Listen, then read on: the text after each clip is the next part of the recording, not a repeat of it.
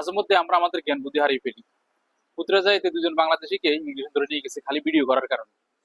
আপনারা জানেন এখন একটা প্রোগ্রাম চলতেছে, এবং প্রথম যে 19 তারিখে এবং 20 তারিখে যে জায়গাতে দাঁড় করা আছে সেটা হচ্ছে আপনার এমন পুত্রাজার ওই আপনার যে মেইন গেট ওখান দিয়ে না, অন্য একটা সাইডে অনেক জায়গা আছে, ওইখানে প্রথমে আপনার ফিঙ্গার শুরু করছিল ইমিগ্রেশনে। তো ওই জায়গা দিয়ে আবার যাদেরকে রেড দিয়ে ধরে ওদেরকে কিন্তু আপনার লরি নিয়ে ওখানে থামাইয়া ওখান দিয়ে কিন্তু ভিতরে ঢুকায়, ঠিক আছে।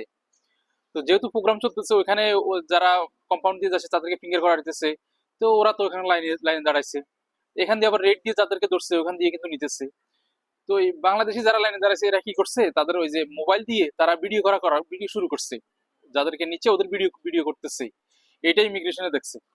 দেখার পরে ওখান থেকে দুজন বাংলাদেশিকে ধরে নিয়ে গেছে আল্লাহর নাম নিয়ে, তাদেরকে নিয়ে চলে গেছে। তো আমাদের আসলে জ্ঞান বুদ্ধি আসলে কবে হবে সেটা বলা যায় না।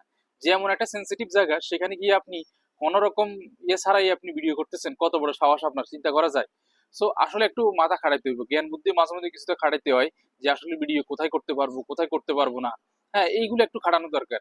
তো এইসব ভুলের কারণে একজন বাংলাদেশিরা এগিন করে, হয়তো দেখা যাচ্ছে এর ভোগা অনেক সবাই ভোগে এবং ভুগছেও। ওইখান থেকে পরে কিন্তু অন্য জায়গায় নিয়ে গেছে আবার ফিঙ্গার করার জন্য। তো এই হলো অবস্থা। এই জন্য আগে একটু চিন্তা করবেন, মাথাটা খাটাবেন, সব জায়গায় ভিডিও করতে যাইয়েন না।